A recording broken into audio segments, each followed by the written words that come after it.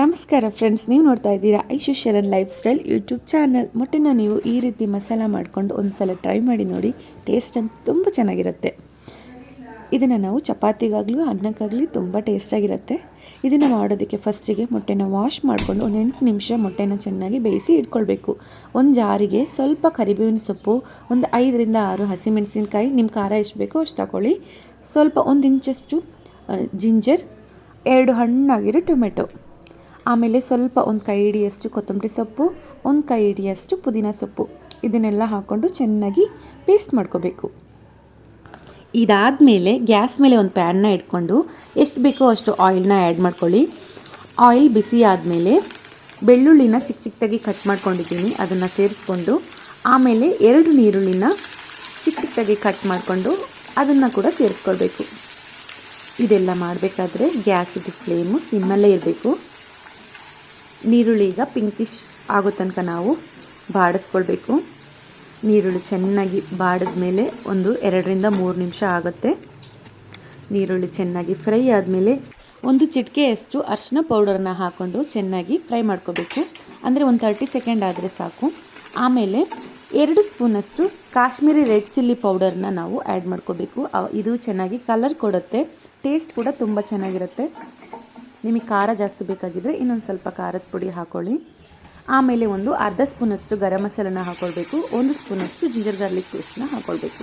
Ginger garlic paste ಇದು ಹಸಿ smell ಹೋಗೋ ತನಕ 1 ನಿಮಿಷದ ಕಾಲ ಚೆನ್ನಾಗಿ ಫ್ರೈ ಮಾಡ್ಕೋಬೇಕು. ಹಾಕಿರೋ masala powder, ginger garlic paste ಇದೆಲ್ಲ ಚೆನ್ನಾಗಿ ಫ್ರೈ ಆಗಬೇಕು. ಹಸಿ ಸ್ಮೆಲ್ಲೆಲ್ಲ ಹೋದ್ಮೇಲೆ ನಾವು ಪೇಸ್ಟ್ ಮಾಡಿ ಇಟ್ಕೊಂಡಿದ್ವಲ್ವ ಗ್ರೀನ್ ಮಸಾಲ, ಅದನ್ನು ಇದಕ್ಕೆ ಸೇರಿಸ್ಕೊಂಡು ಇನ್ನೊಂದು 2 ನಿಮಿಷ ಚೆನ್ನಾಗಿ ಫ್ರೈ ಮಾಡ್ಕೋಬೇಕು. ಚಿಕನ್ ಮಸಾಲ ಇದು ಆಪ್ಷನಲ್, ನಿಮ್ಗೆ ಬೇಕಾಗಿದ್ದರೆ ಸೇರಿಸ್ಕೊಳ್ಳಿ, ಬೇಡ ಅಂದರೆ ಸ್ಕಿಪ್ ಮಾಡ್ಕೊಳ್ಳಿ. 1 ಸ್ಪೂನಷ್ಟು ಚಿಕನ್ ಮಸಾಲನ ಸೇರಿಸೋದ್ರಿಂದ ಗ್ರೇವಿ ತುಂಬ ಟೇಸ್ಟಾಗಿರುತ್ತೆ. ಇವಾಗ ನೀರು ಸ್ವಲ್ಪ ಆ್ಯಡ್ ಮಾಡಿಕೊಂಡು ಮತ್ತೆ ನಾವು 1-2 ನಿಮಿಷ ಫ್ರೈ ಮಾಡ್ಕೊಳ್ಳೋಣ.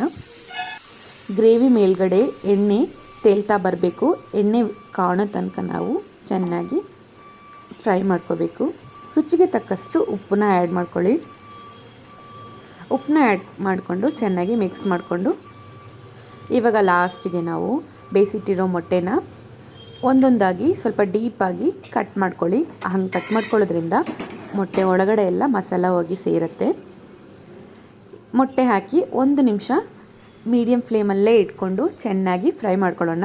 ಮೊಟ್ಟೆ ಒಳಗಡೆ ಮಸಾಲ ಎಲ್ಲ ಚೆನ್ನಾಗಿ ಅಂಟ್ಕೊಳ್ಬೇಕು.